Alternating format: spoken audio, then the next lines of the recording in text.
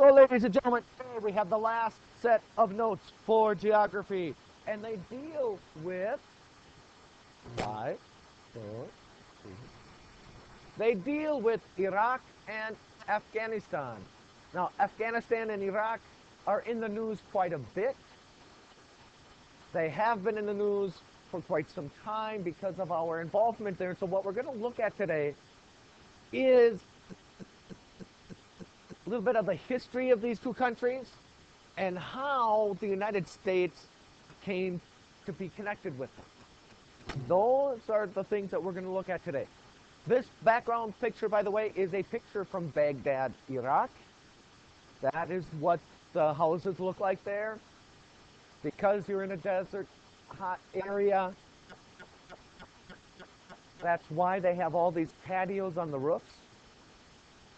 And notice, what else do they have a lot of? Anybody notice something that they seem to have a lot of on those roofs?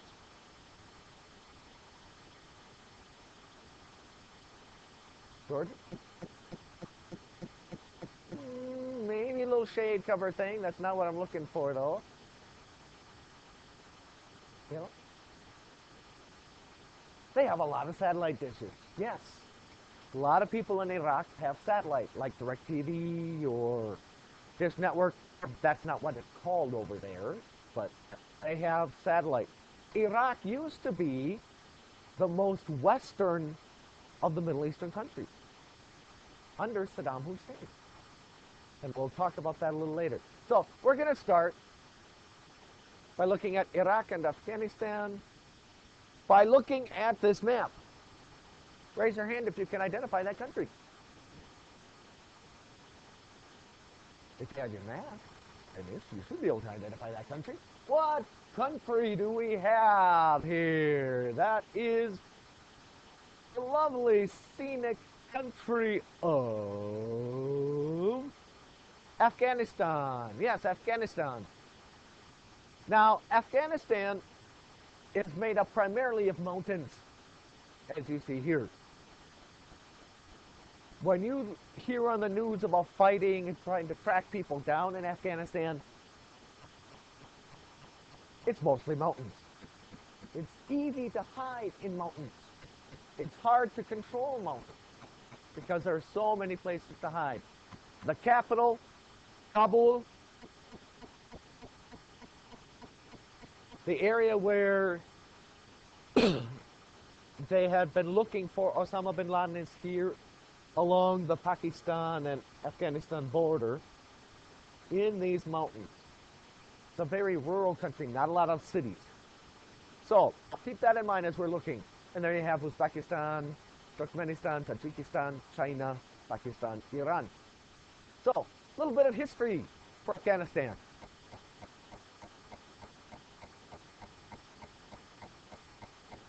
Afghanistan got its independence from Great Britain in 1919.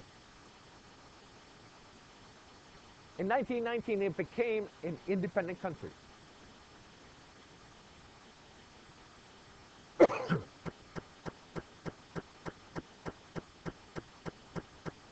It remains an independent country through World War I, World War II. I'm sorry, after World War I, it gets its independence. Remains an independent country. And then, in 1979, one of Afghanistan's neighbors invades it. That neighbor has the abbreviation of USSR. What is the name of their neighbor in the 1970s that invades the country? The Soviet Union, yes. 1979, the Soviet Union invades the country. They invade and try to put in a communist government.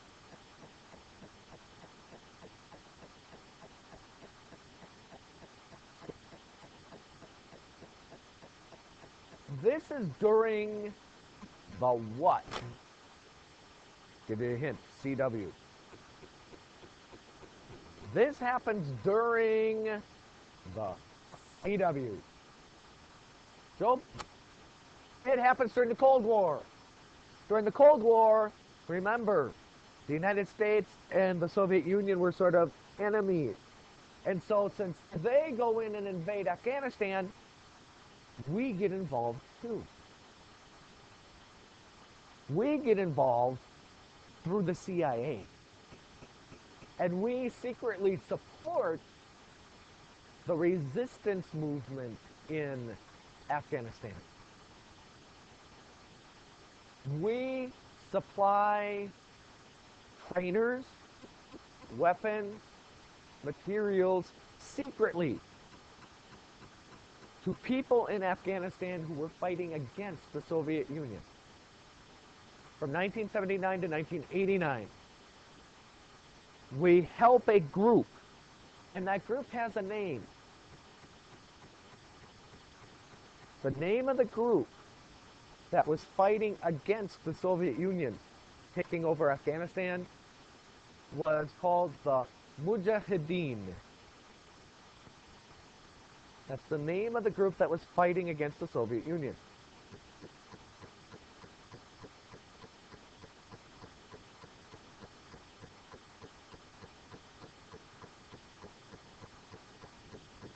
So, the Soviet Union invades Afghanistan. The United States secretly supports Afghan rebels who fought against the Soviet Union. We support a group called the Mujahideen. We give them weapons. We give them missiles, rocket launchers, money. We train them in how to fight. And there is another person that goes to Afghanistan for the very first time. A guy that was born in Saudi Arabia. He was an engineer. He went to college. Part of a very wealthy family, one of the richest families in the world. And he sees the Soviet Union invade Afghanistan, so he goes and helps the Mujahideen with money. He goes and trains and becomes one of them. That guy is the guy whose picture you saw yesterday. That would be Osama bin Laden. Yes. Osama bin Laden also supports and fights for, or fights with, Mujahideen.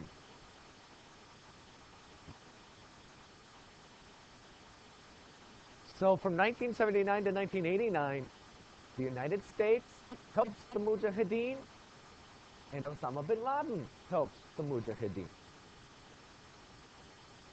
We are on the same side. Now, are we directly helping Osama bin Laden? No. We have the same friend that we're helping. We have the same friend. So, think about it. Soviet Union, is it small or is it big? Big. Afghanistan, is it small or is it big? Small. Soviet Union gets its butt kicked. The giggling goes on up there. It's hard to believe. Soviet Union gets its butt kicked. But before you go giggling, about 10 years earlier, we had, the United States, big country, fighting in a tiny country, got our butt kicked. And that was which country? Where did the U.S. not even 10 years before Afghanistan get its butt kicked? Vietnam.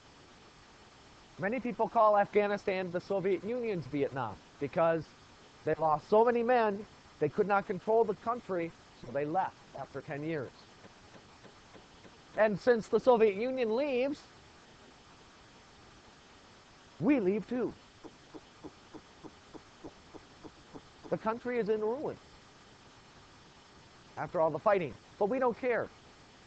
We leave because the Soviet Union's no longer there.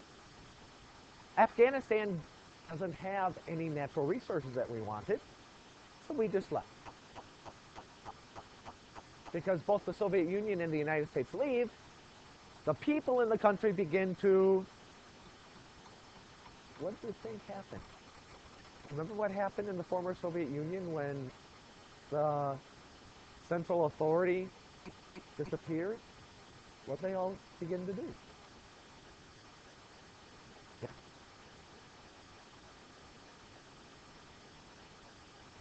Okay, they started to rebel, create their own way of living. They started fighting amongst themselves. Who's going to run the country? Well, I want to run the country. No, I want to run the country. They all fight amongst themselves. You get a civil war. Afghanistan, as soon as the U.S. and Soviet Union leave, falls into civil war, where they fight amongst themselves to see who is going to control the land.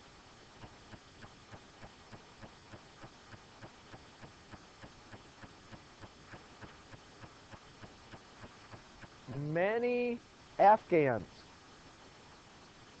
were mad at the Soviet or at the United States because we were there, we fought the Soviet Union there secretly, we helped them while they were fighting the Soviet Union, and then we forgot about them. We left them. We let them fight amongst themselves. We hung them out to dry, would be a phrase. Once the country goes into civil war, it is horrendous, the fighting that goes on. At the end of the Civil War, one group wins. That group is called the Taliban. How many people here have ever heard of the Taliban? Okay. The Taliban control the government. They control everything. And the Taliban is this really strange group of people. They take Islam and they interpret it literally, word for word, literally. So like in the Bible where it says an eye for an eye, a tooth for a tooth, that would be exactly what they would do in their court system. Then they take that religious extremism, and they add to it some tribal cultures, some tribal traditions. They had this tradition, not part of the religion, they had this tradition where women are not allowed to read or write. Women are not allowed to show any part of their body at all. No hands, no eyes, no mouth, nothing. They had this tradition that women are not supposed to leave the house by themselves. They had this tradition that women are not supposed to work. They had this tradition that's not part of the religion, so they took these tribal traditions, you can almost call them hillbilly traditions. Hillbilly type of traditions, and they add to it their extreme views on religion, and now they're forcing both of those on the country. It becomes law. Women who were teachers before, who were university professors before, now become property of their husband and are not allowed to be seen in public, not allowed to work. If girls are found to be learning to read, they can be beaten and sometimes killed. This is not the religion talking. This is those tribal traditions.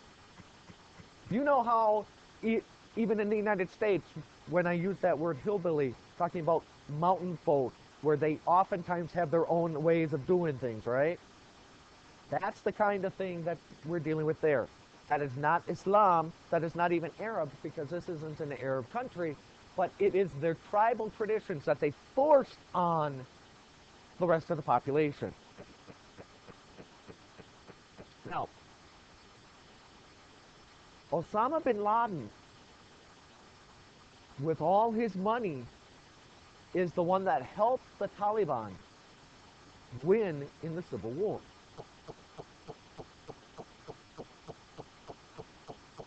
And since Osama bin Laden helped them, what do you think they felt they needed to do? Help him. And so since the Taliban was helped by Osama, they helped Osama. They gave him a place to live. They gave him places to train his terrorists. They protected him and let him create and grow his organization. Does anybody know the name of his organization? Name of his organization? A couple hands. So, Al-Qaeda. Yes, Al-Qaeda starts in Afghanistan, thanks to Osama bin Laden helping the Taliban win. And while Osama bin Laden is in Afghanistan, he plans what? What is Osama bin Laden known for? He plans the 9/11 attacks on the World Trade Center while living in Afghanistan.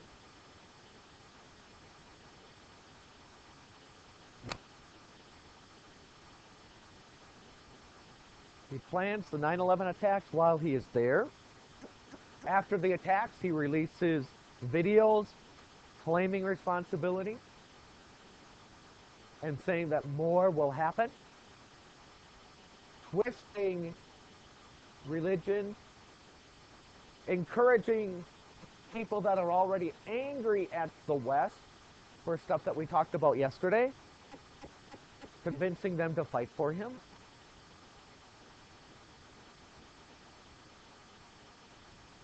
And basically, he's safe in Afghanistan at this time. Yes.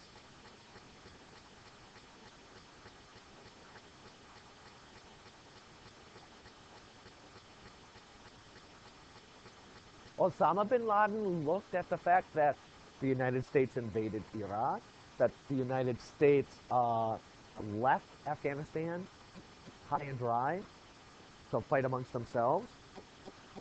He viewed the United States as help for the Shah of Iran, that nasty guy. He doesn't like the leaders of Saudi Arabia, who can sometimes be sort of like the Shah of Iran. They are kings. There is no democracy in Saudi Arabia, and he's mad at that. So he's mad at the U.S. and the West in general interfering in the region, sort of like what we talked about yesterday. Remember all those things? And he believes that we don't care about Muslims or care about Arabs. Part of it, too, is power hungry. There are some people that just like to be the center of attention. And I believe that's Osama bin Laden, too. Yeah. Nobody knows. There are rumors that he's died, but then suddenly there's a new video of him. I sincerely doubt that he's dead. But I don't know. I don't have his cell phone number. I can't call him up and say, "Hey, Osama, how's it going? Did you die in a bombing raid yet?" I don't have access to him. He's not my friend. I don't want him to be. Victor.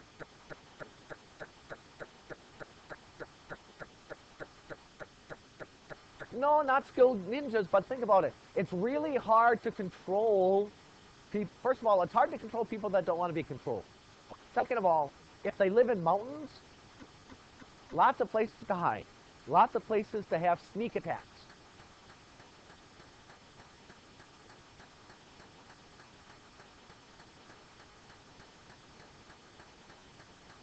No.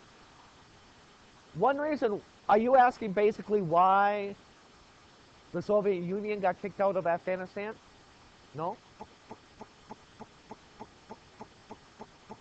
Oh, Vietnam? We're not going to get into Vietnam. You'll learn about Vietnam next year in 8th grade. I just use that as an example. So, what happens next is, after the planned attacks, the United States goes into Afghanistan, along with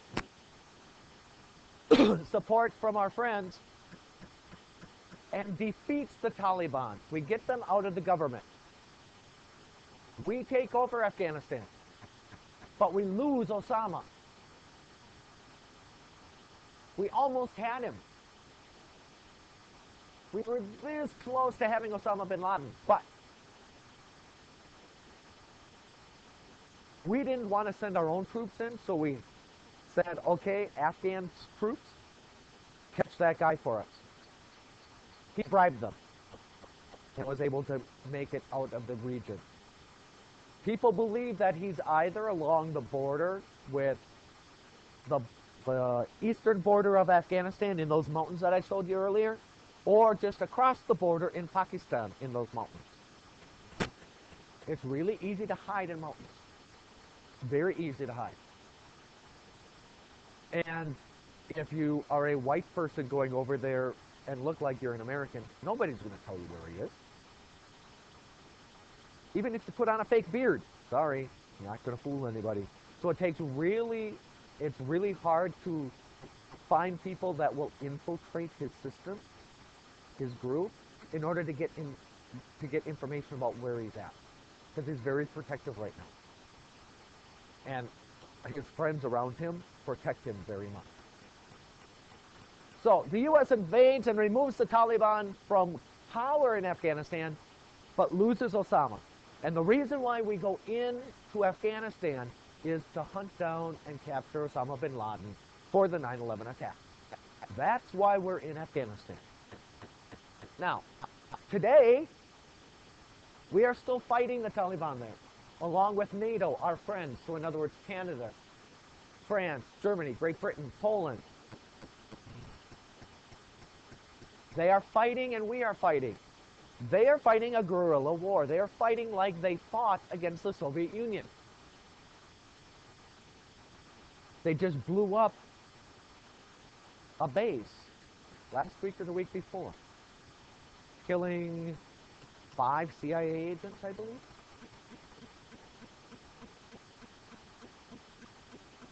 Afghanistan is not an easy country to conquer. The Taliban are not an easy group to keep down.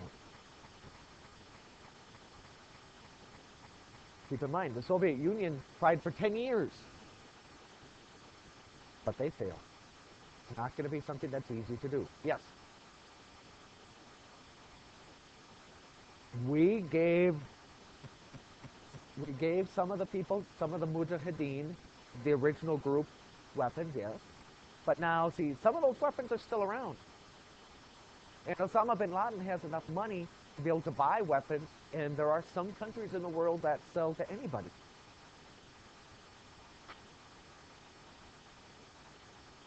Part of it is, a lot of people say that it is partially our fault.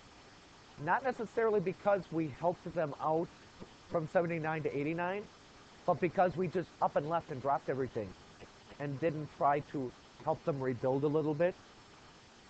Because we allowed the Civil War to happen, a lot of people say that's where the problem is. Whether that's true or not, that's an opinion that people have. Afghanistan today is one of the, if not the, main sources of opium, drugs. It's the main industry right now in Afghanistan. Illegal drugs that are sold to the United States. Illegally. And the Taliban make money on it. So, that's Afghanistan. You understand why we're in Afghanistan and what we're doing there, right? How it started and why we're there. Now we're at this country here.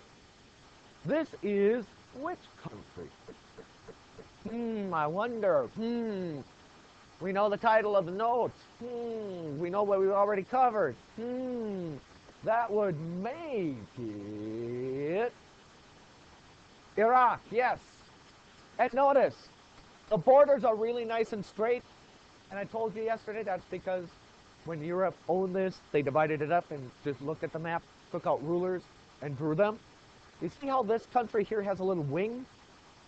That was because Great Britain built a pipeline, oil pipeline. And so they wanted to make sure to have control of that oil pipeline. And that's exactly where it went. Boom. So, Iraq is different than Afghanistan.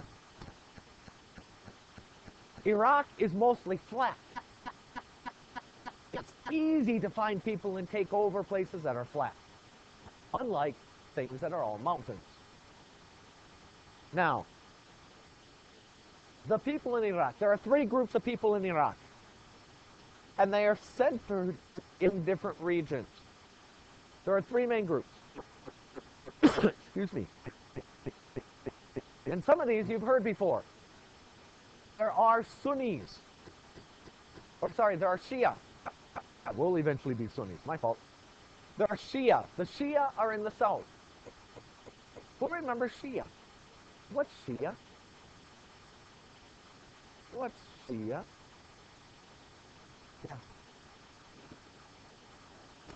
Okay, it's one of the branches of Islam. Remember that? Just like Christianity has Catholicism, Protestantism, and Orthodoxy, Islam has Sunnis and Shia. Which one is the bigger group? The Sunnis or the Shia? The Sunnis, not Sunnis. We're not talking about fish that you catch in the summertime around here. Not talking about, oh, hey, look, there's a Sunni. No, the Sunni are the big group. The Shia in Islam are the minority. They are made, or they were suppressed while Saddam Hussein was in control. In other words, he held them down, did not let them practice their religion publicly, picked on them a lot. That's sort of what suppressed me. Not giving them very many rights. So he didn't like the Shia at all, and he suppressed them. The region in the south part of Iraq has oil. The southern part of the country has oil. That's one group, the Shia in the south. Then we have a group in the north that, when I give you the name, you're probably going to laugh. Because in English, it's a funny sounding name. You think of it when you learn the little nursery rhyme about Little Miss Muffet. Little Miss Muffet sat on her tuffet eating her curds and whey. There is a group of people in the north called the Kurds. They are not related to Little Miss Muffet's food. Kurds, cheese curds, not the same kind of curd. But maybe that's a way for you to remember this group. I don't know. Kurds can be found not only in Iraq, but they are also in Iran and Turkey. They have no country of their own. Saddam didn't like this group either. He suppressed them. He held them down. Sometimes he killed them off with poisonous gas. Not something to laugh about.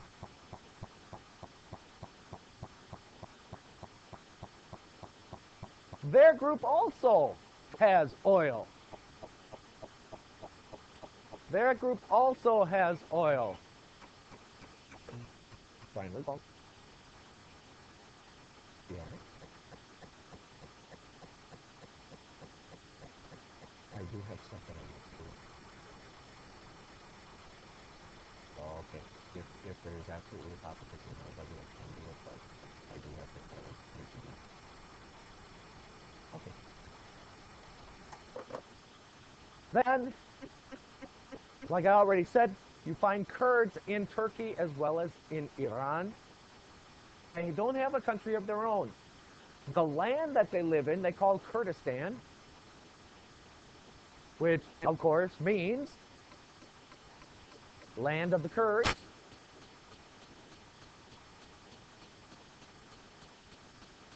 So we have Shia in the south, Kurds in the north. We have one other group. Starts with an S. It has nothing to do with fish. It has nothing to do with the weather outside. It is, Rachel, the Sunni, and they are in the middle, where the capital city is, Baghdad. They are in the middle. And remember, the Sunni are the main group of Muslims in the world. This was the group that Saddam Hussein belonged to. So he didn't pick on them. He didn't pick on them. But the bad thing about this region in the middle of Iraq, it doesn't have any oil. It doesn't have any oil in the middle. There's oil in the north, oil in the south, no oil in the middle. So, that's the people. Now let's look at the history. Let's look at the history now of Iraq.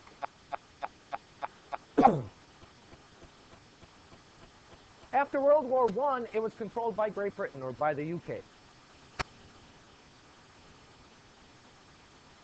After World War I, the United Kingdom or Great Britain controlled that area, along with some others.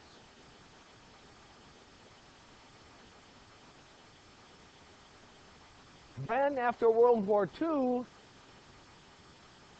the United Kingdom decided, okay, we are going to create a new country and give it to these people. We will call it Iraq, the Kingdom of Iraq. But because the people, we don't think the people are smart enough to have a democracy, we'll make it a kingdom. We'll put a king in charge. But we won't choose a king from Iraq. We'll choose a king from down near Saudi Arabia and import him to Iraq.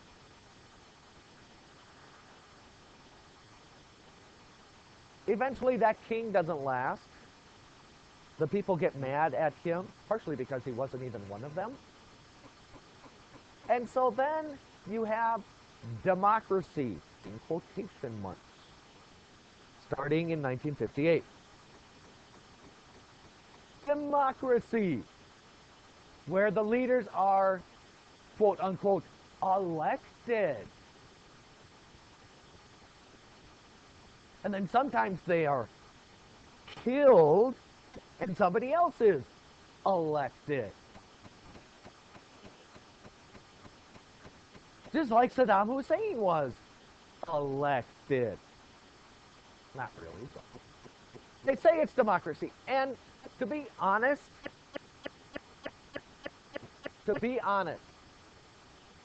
even though the people did not have real democracy, people's lives in Iraq during much of this time were some of the best in the Middle East. Women, it had the largest percentage, or one of the largest percentages of women going to college in the Middle East.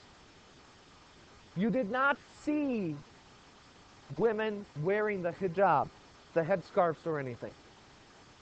Girls went to school, girls went to college. Women were doctors, lawyers. Lots of people had satellite dishes and saw and knew what was going on in the rest of the world. So a lot of people said it wasn't that bad. They might not have had all the freedoms of the West, but they were a Western-style modern country. And part of that was due to Saddam Hussein. Saddam Hussein was not a nice guy. If you crossed him, you died. Saddam Hussein was greedy. He had tons of palaces, just for himself. He stole money from the country. But he was our friend. Yes. In the 1980s, he was our friend because our other friend from Iran had his country taken away from him. So we found another friend.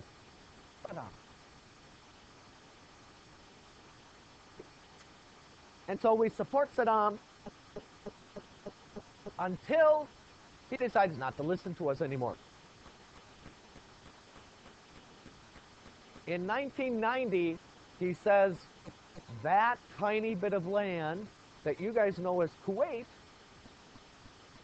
should be part of Iraq. And so he invades Kuwait. He invades Kuwait, and then the United States, along with our excuse me, our allies, tell him, leave Kuwait, or we will force you to leave Kuwait. He doesn't leave Kuwait, so we go in. It's called the First Gulf War. You might have heard it known as Desert Storm. The reason why we invade is to rescue Kuwait. We go in, we rescue Kuwait. We've done exactly what we promised to do. We said we weren't going to do anything else other than rescue Kuwait. And then we change our mind and go farther. That's the First Gulf War. That's back in 1990. Then we leave Saddam Hussein in power. We don't get rid of him. We leave the general area, but we still have troops in the Middle East. We have troops in Kuwait. We have troops in Bahrain. But then we invade again in 2003. But this time it isn't because Saddam Hussein invaded anybody and we were going to help them. It was for another reason. And this is after the First Gulf War was under the first President Bush. The Second Gulf War was under the second President Bush. And they said, okay, we are going to invade Iraq. We tried to get our friends to invade with us. We go to the United Nations, we go to Great Britain, we go to France, we go to Germany. We go to all of our friends and say, come help us invade Iraq. And our friends look at us and go, well, why do you want to invade Iraq? What have they done? Oh, we need a reason? Well, we think that Saddam Hussein is making biological and nuclear weapons. Saddam is making biological weapons, chemical weapons to kill people, and nuclear weapons. And we don't want nice guy Saddam Hussein to have a nuclear weapon, so we need to go in and take him out. Great Britain says, okay, fine, we'll come with you. France says, okay, show me the proof. We go, proof? We don't have any proof. But we know he's doing it. France says, well, if you don't have any proof, we're not going to go along with that. So do many of the other countries that are our friends. And it's at that point that people in the United States start saying, okay, we can't have French fries anymore. They have to be freedom fries. Remember when I talked about that earlier? France would not invade Iraq with us because we didn't have any proof that Saddam was making biological and nuclear weapons. So people in the United States got mad at France. And everything French was back. No more French toast, no more French fries. Everything French was back. Even though France helped us win the Revolutionary War, remember? So, those biological and nuclear weapons that we went there and got rid of Saddam because he was making them, they were never found. There weren't any. To this day, they have not found any evidence of these biological or nuclear weapons being made. One person even admitted to faking documents to prove that it happened. So in other words, the reason why we invaded Iraq to get rid of the biological and nuclear weapons, it was false. There weren't any. There was a fake reason. We did not invade Iraq to find Saddam or to find Osama bin Laden. Iraq has absolutely nothing to do with 9/11. Today, the Kurds, the Sunnis, and the Shiites fight amongst themselves, trying to gain control of the country and trying to gain control of the oil money. They do not get along.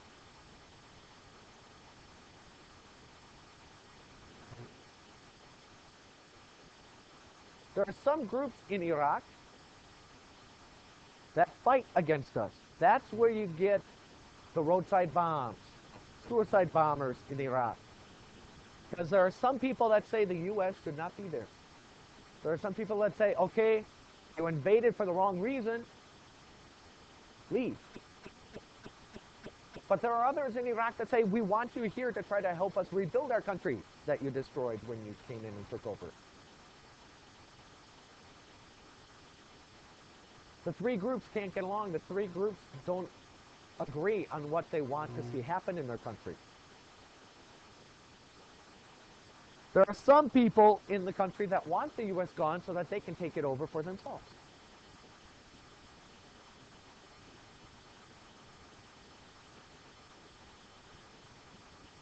When we went in, the country was somewhat stable.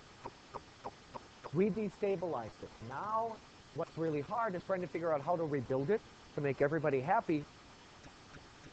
And that's a problem that our country is trying to deal with now. Everybody has all different opinions on what to do. Send in more troops, take troops out. Real difficult trying to rebuild a country. Rachel, hold on. Well, the reason that they gave, what was the real reason for invading Iraq? The only reason they've ever given was the biological and nuclear weapons. Either somebody had really no clue what was going on, or somebody was lying. Nobody has admitted to either. So, don't forget study cards and progress reports for Tuesday.